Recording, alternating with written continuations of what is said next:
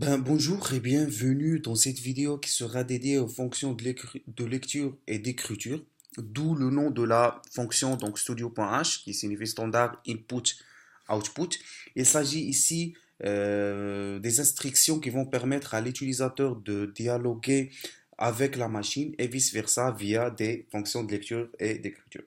Juste avant d'aller plus loin lors de cette vidéo, il y avait un truc que j'avais oublié de mentionner lors de la vidéo concernant les variables.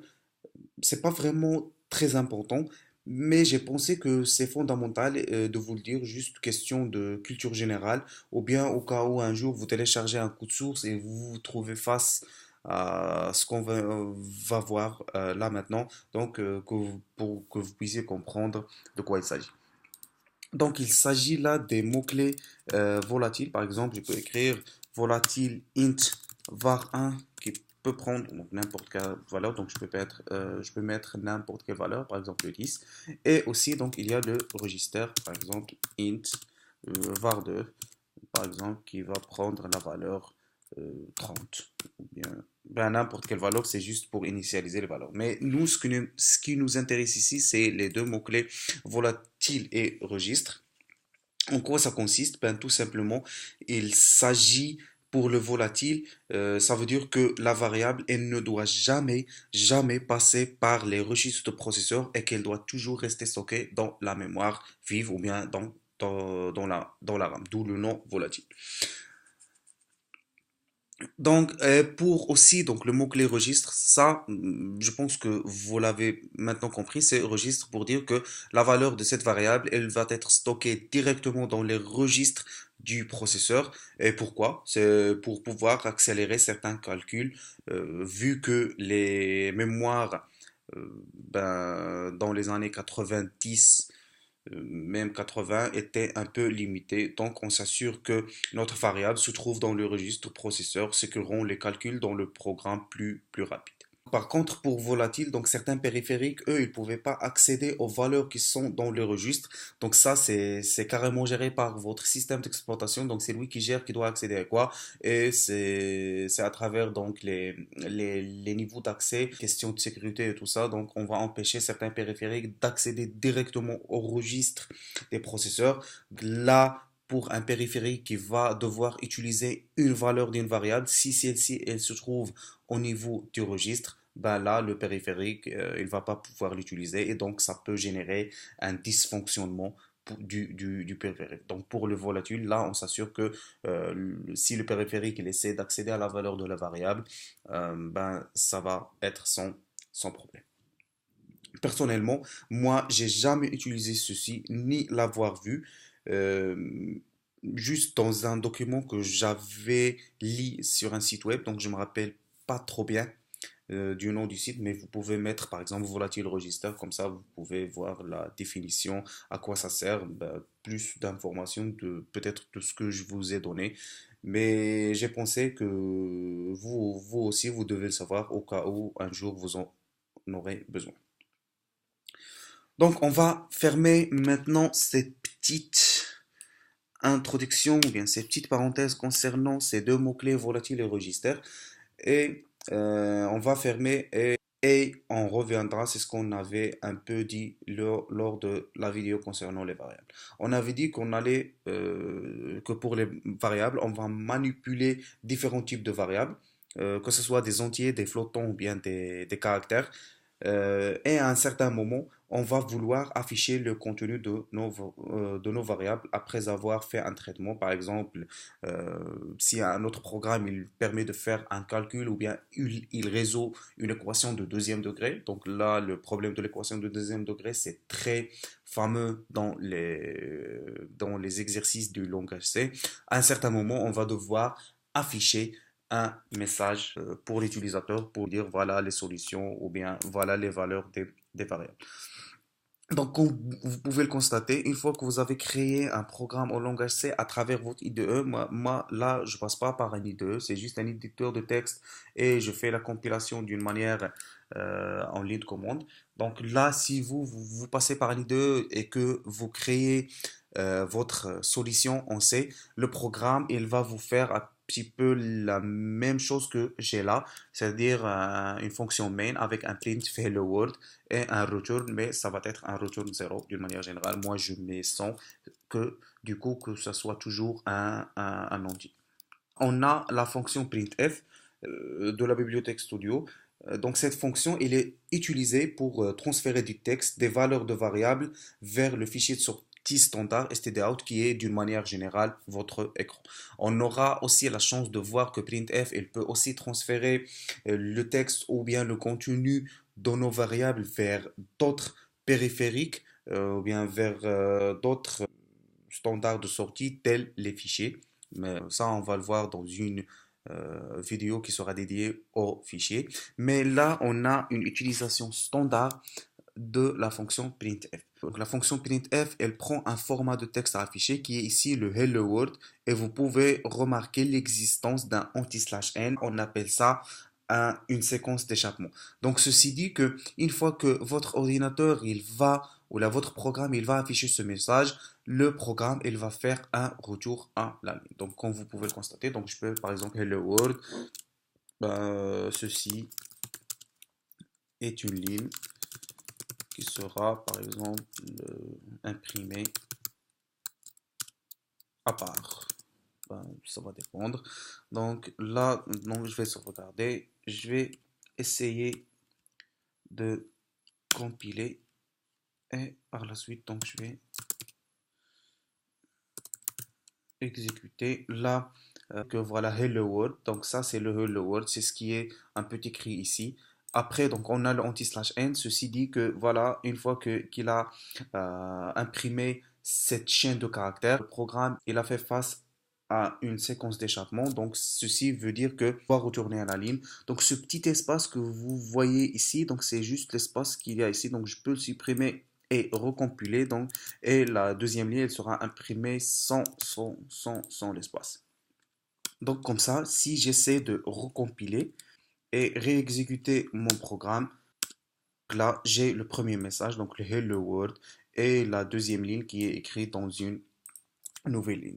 Personnellement, à chaque fois que j'écrivais du code en C, la seule séquence d'échappement que j'utilisais, c'était le anti/n. Je vais écrire ça en commentaire juste pour que vous puissiez vous en rappeler. Donc, on a l'anti/n, ce qui veut dire donc retour à la ligne, ou bien retour chariot, tout ce que vous voulez. Donc, on a l'anti/t, ce qui veut dire que on a une tabulation horizontale.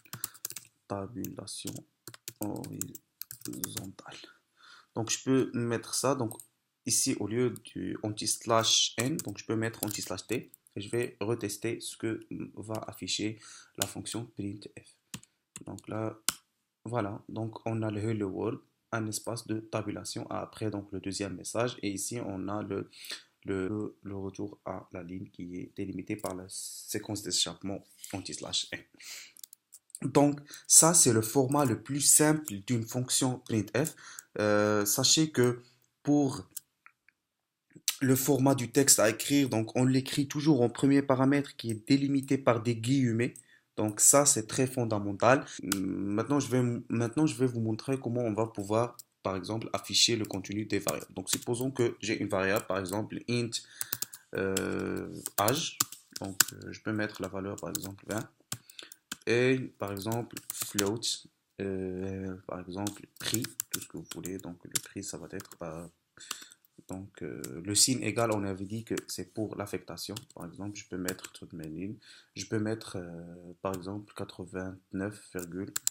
Ben, c'est juste un nombre que j'ai créé donc au hasard pour un peu donner, pour valider mon exemple. Donc, si on essaie, par exemple, d'écrire printf, donc je vais mettre printf par exemple, printf, on avait dit que le format texte donc c'était entre des guillemets.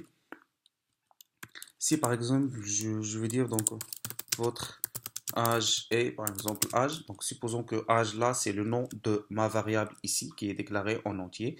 Je vais mettre par exemple anti/n le prix est par exemple le prix est par exemple prix. Là, ce qui va se passer réellement, c'est que le programme, il va afficher le message tel que je l'ai écrit. Donc, on va essayer un petit peu de recompiler et exécuter. Donc, voilà. Donc, votre âge est âge, anti/m. Donc, j'ai oublié j'ai mis de l'espace, mais c'est pas vraiment trop grave. Donc, le prix est prix. Donc, là, ce qu'on comprend, c'est que notre programme ou bien le compilateur, il n'a pas très bien saisi ici ou c'est peut-être notre faute. On n'a pas très bien expliqué à notre programme que là, je veux pas afficher une chaîne de caractères prix, mais par contre, je veux afficher la valeur de la variable prix. Donc, pour ce faire, on utilise ce qu'on appelle les spécificateurs de format. Moi, je les appelle des jokers. Donc, ces spécificateurs de format, ils indiquent la manière dont les valeurs des variables seront imprimées. Parce que pour pouvoir imprimer du flottant, donc ça va pas être le cas pour les entiers et aussi pour les caractères. Le spécificateur de format, il commence toujours par un pourcentage. Donc là, on va ici, je vais mettre en commentaire les spécificateurs de format pour chaque type de variable. Donc anti/. Un spécificateur de format, il commence par un pourcentage suivi d'un caractère qui indique le format d'impression. Vu que chaque type de variable dans C, elle a un caractère ou bien il a un spécificateur de format qui lui est spécifique pour pouvoir afficher le contenu d'une variable. Donc le premier spécificateur de format, on a le pourcentage D. Donc ceci dit que le pourcent D, donc c'est pour les entiers ou pour afficher des entiers. Pour entiers, par exemple, ou bien toutes les variables qu'on va déclarer en utilisant le mot-clé int, que ce soit signé ou bien un non signé, mais d'une manière générale, on avait dit que si on déclare une variable avec le mot-clé int, donc c'est automatiquement, elle est une variable signée. Donc on a aussi le pourcentage f pour les flottants. Donc si on veut afficher des floats ou bien double, mais là j'ai écrit float parce que c'est le mot-clé qu'on va utiliser tout le temps pour pouvoir déclarer des variables du type float. Donc on va passer par le pourcent f. Il y a aussi donc le pourcent c. Donc ça, c'est pour les caractères, pour afficher un caractère. Pour un caractère, je vais écrire par exemple juste caractère.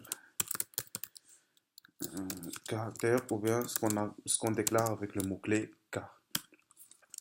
Il y a aussi un nouveau spécificateur de format. Il y a ce qu'on appelle le pourcentage S. Donc le pourcentage S, jusqu'à là, on n'a pas vu le type de variable qui va avec ce spécificateur de format, mais c'est pour une chaîne de caractères. Une chaîne de caractères. Donc je m'excuse pour l'orthographe. Donc c'est juste pour faire un petit peu vite. Une chaîne de caractères en langage informatique, ça c'est du texte. Ou bien, d'une autre manière, c'est une variable composée qu'on va voir plus tard dans d'autres vidéos qui sont les tableaux. Pourcentage S, donc c'est juste pour afficher du texte. Maintenant, pour pouvoir afficher l'âge ou bien la valeur de âge et la valeur de float, je vais taper par exemple printf, point virgule, donc votre âge ou bien âge utilisateur, ce que vous voulez. Donc ça, c'est juste un message que vous pouvez adapter à vos besoins. Donc votre âge est par exemple pourcentage D. Pourcentage D, là, j'utilise un spécificateur de format.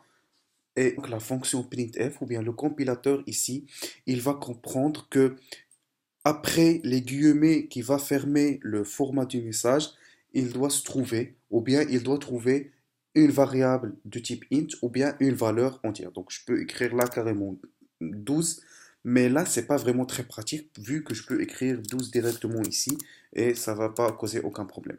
Mais si on utilise un spécificateur de format, c'est justement pour afficher le contenu des variables. Donc je vais mettre pourcentage %d et par la suite virgule et la variable h.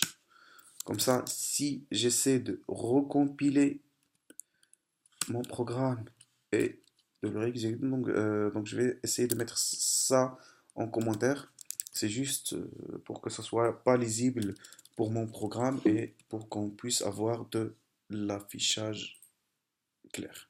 Donc je vais mettre un anti/n ici et un anti/n ici. Donc je vais lancer mon programme. Voilà, donc votre âge est 20. Donc maintenant, là, notre programme, il a carrément affiché la valeur de notre variable qui est âge. Voilà, donc âge. Et on peut par exemple écrire le prix, par exemple. Ça, je peux le faire dans deux printf différents, comme je peux le faire dans le même printf, donc ça cause aucun problème. Donc le prix est de, par exemple, et je vais mettre, et puisque là, je vais afficher une valeur de type float, donc on va utiliser le pourcentage f. Pourcentage f. Voilà, donc aussi, donc ça sera l'occasion pour vous expliquer un truc. Là, dans notre printf, on a deux spécificateur de format. Donc, on a le premier qui va dire à notre programme que là, tu vas devoir afficher une variable, une valeur entière. Et on a le deuxième là qui va dire à notre programme que tu vas afficher une valeur de type flottant. Et cet ordre, il est très très important. Juste après la fermeture des guillemets, la première variable qui doit se trouver ici, elle doit être de type entier, parce que là, on affiche les entiers ou le programme, il doit trouver une variable entière en premier, et la deuxième, elle doit être de type flottant. Donc maintenant, je vais mettre par exemple prix. Je vais essayer de changer ça et voir ce que ça va donner lors de la compilation. Ben là, voilà, donc le programme, il a généré une erreur de compilation. Format specifies type int but argument type float. Voilà, il a dit que le format il spécifie que le programme, il va devoir afficher une valeur de type entier, mais ce qui est passé en argument, puisqu'on avait dit qu'on va devoir afficher une valeur entière, la première valeur qui doit être, ou la première variable qui doit être ici, elle doit être de type entier. Et là, je vais mettre prix et je vais recompiler. Et ben, donc l'erreur, elle a disparu. Donc, je vais pouvoir lancer maintenant mon programme. Voilà, votre âge est 20. Vous pouvez remarquer l'espace ici, c'est juste à cause du anti-slash n, ou bien puis afficher le message. Donc, votre âge est 20 et le prix est de 80. Donc, vous pouvez le remarquer, on a le nombre flottant qui affiche à peu près trois nombres après la virgule, donc qui n'affiche pas ce que j'avais prévu ou ce que j'avais écrit ici. Donc, je vais vous donner une petite astuce là qui va vous faciliter un petit peu la tâche pour la manipulation de l'impression des nombres flottants. On va lui dire que moi, tu vas m'afficher juste deux nombres après la virgule. Donc, on peut faire ça à travers le point 2 comme ça. Le programme, il va m'afficher donc directement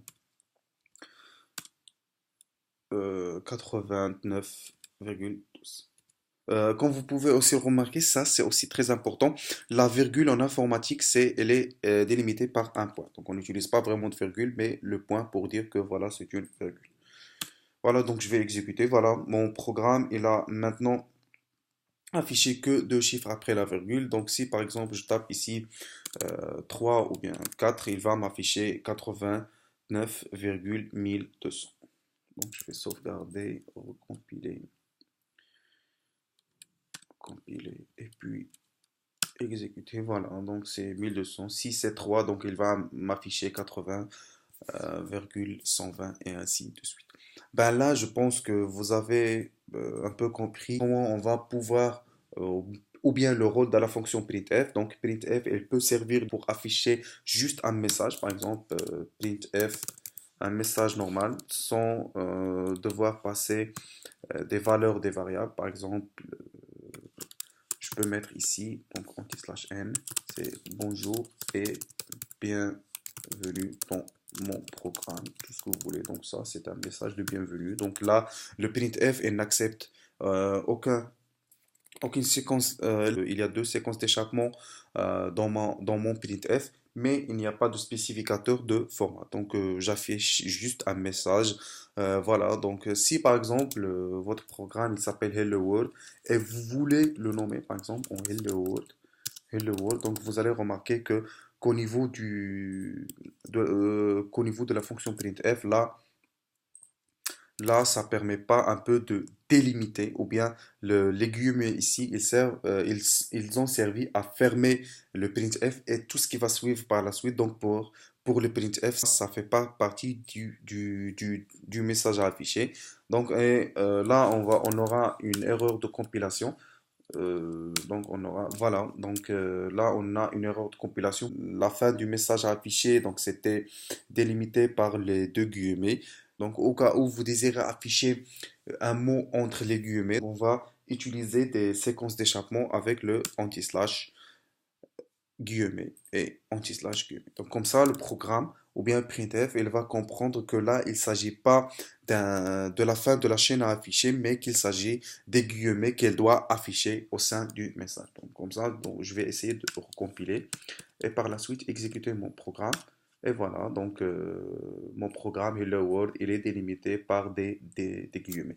Pour revenir à ce qu'on disait, on avait dit que printf, il peut afficher juste des messages sans devoir passer par des variables ou bien afficher des valeurs de variables, mais elle peut aussi servir pour afficher des valeurs de variables qu'on va devoir déclarer, initialiser, même si l'utilisateur il saisit une valeur pour une variable, chose qu'on va voir dans la deuxième partie de cette vidéo à travers la fonction scanf.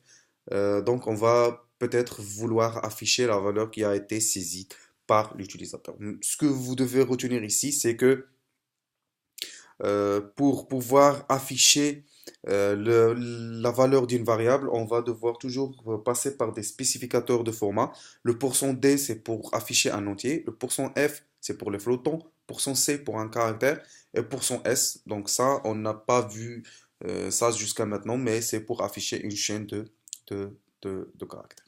Ben là, on va entamer la deuxième partie de notre vidéo qui sera consacrée à la fonction symétrique de printf qui est la fonction scanf. La fonction scanf, elle permet de recevoir ces données à partir du fichier d'entrée standard qui est par défaut le clavier, mais dans des vidéos futures, on va voir que scanf, il peut aller plus loin et récupérer les valeurs depuis d'autres fichiers d'entrée, tels par exemple les fichiers au printf. Scanf acceptera au moins deux paramètres. Le premier qui est le format, donc ça aussi, donc printf, elle accepte un format de message à afficher. Là, le scanf, elle va accepter le format de lecture de données, c'est-à-dire qu'il va déterminer comment les données reçues doivent être interprétées. Pardon, donc interprétées. Et le deuxième sera l'adresse de la variable où seront stockées nos valeurs. Donc là, peut-être que ça va vous paraître un petit peu abstrait, mais ne vous inquiétez pas, une fois qu'on aura vu un exemple, donc vous allez directement comprendre de quoi il s'agit. Mais quand je dis valeurs, c'est-à-dire des valeurs qui sont correctement saisies. Par exemple, si vous avez mentionné au scanf qu'elle va recevoir une valeur de type entier grâce au spécificateur de format, donc là on a nos spécificateurs de format. Par exemple, si j'avais mentionné au scanf un %d pour dire que voilà l'utilisateur il va saisir un entier et que par hasard l'utilisateur il s'est trompé, il a saisi une valeur par exemple réelle, flottante ou bien un caractère ou chaîne de caractères. Là, votre fonction, ça va dépendre aussi de votre compilateur. Donc, soit le programme, il va se planter, soit il va se contenter d'une valeur initiale avec laquelle vous avez initié votre variable. Donc, moi, là, je peux pas vous dire comment votre programme il va se comporter, mais au pire des cas, il va se planter. Aussi, donc une deuxième caractéristique du scanf, elle n'est pas vraiment trop maniable que le printf. Donc là, dans notre printf, on pouvait mettre des séquences d'échappement, mettre des guillemets. Par contre, dans le scanf, dans la partie format, mettez juste le format de variable. C'est-à-dire, grâce au spécificateur de format, vous mettez tout court donc le spécificateur de format désiré et par la suite donc vous fermez le format ou bien la première partie concernant la fonction scanf. Comme ça, on restera un petit peu loin des problèmes. Ben là, on va essayer un peu de voir un petit peu la syntaxe de scanf. Donc ça, c'est scanf. On a ici, donc là, c'est le premier paramètre, virgule. Donc si, par exemple, je vais dire à mon programme que là, je vais lire un entier, par exemple le h. Donc,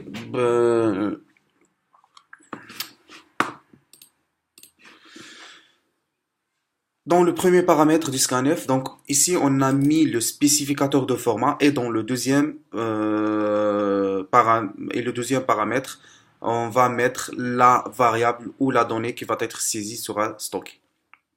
Mais là, il y aura une petite différence par rapport à printf.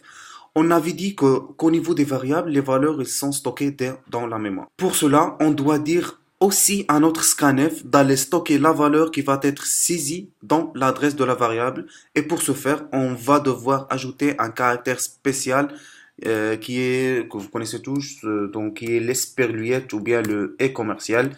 Donc, on parle adresse de la variable et non pas valeur de la variable. Donc c'est juste pour que vous puissiez un petit peu faire la différence. Donc je vais vous écrire ça en commentaire. Donc par exemple si j'ai la variable, par exemple on va prendre la variable âge. Donc si j'ai âge ici, donc on parle valeur dans la variable âge.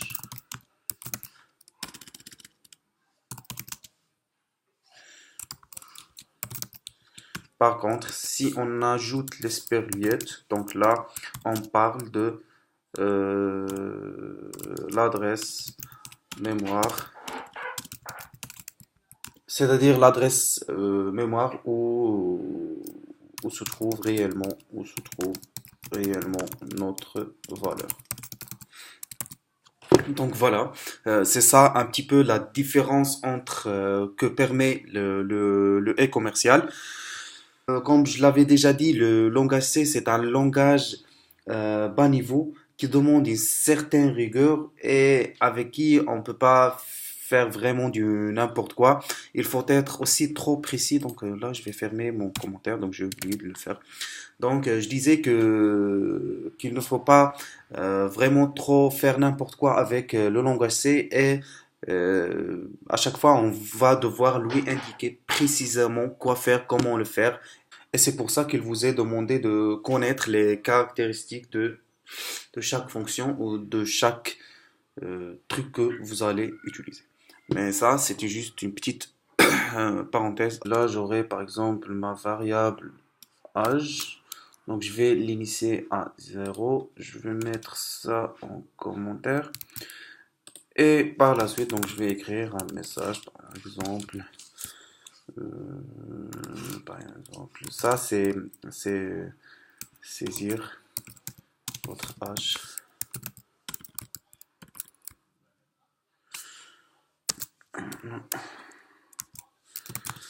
Donc, saisir votre âge, je vais mettre deux points. Et soit vous pouvez revenir à la ligne, soit laisser, soit juste mettre un espace. Mais c'est ça, ce printf, c'est pour faire comprendre à l'utilisateur qu'il doit saisir une information ou bien une valeur et il doit comprendre de quoi il s'agit. Donc, le printf juste avant le scan, parce que là, nous, vous, ou bien vous, en tant que développeur, quand vous avez développé votre petit programme ou bien votre petit code, vous savez qu'à un certain moment, vous devez saisir une valeur. La première, peut-être, elle sera le prix. Le deuxième sera la date d'achat et ainsi de suite. Par contre, pour un utilisateur normal que lui, il ne connaît jamais votre code, il a juste que l'exécutable.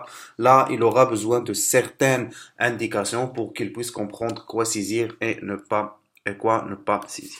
Et là, donc ça, c'est notre fonction scan qui a comme premier attribut le format des données à lire à travers le spécificateur de format. Donc là, je vais dire que à la fonction scan que tu vas devoir recevoir une valeur entière et tu vas aller stocker dans l'espace mémoire, c'est-à-dire ici à travers l'esperluette.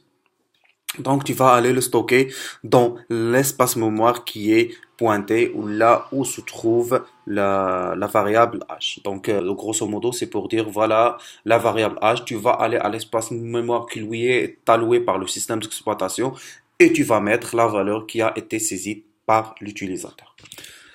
Donc là aussi, je vais refaire un petit affichage. Pardon.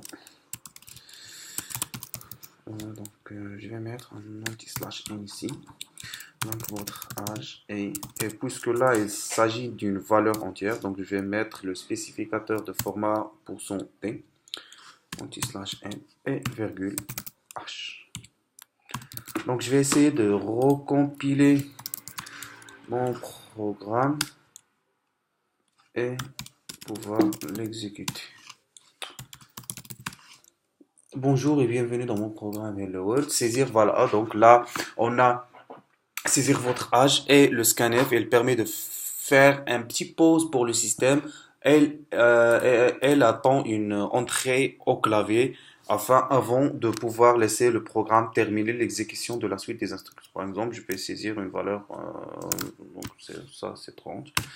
Et là, votre âge est 30. Donc là, vos programmes, ils vont commencer plutôt à être plus dynamiques. Vous n'aurez plus besoin maintenant de déclarer et initier des variables avec des valeurs vous-même. C'est là que vous allez demander à l'utilisateur de saisir les valeurs afin que votre programme puisse fonctionner comme vous l'avez programmé, mais comme vous l'avez codé.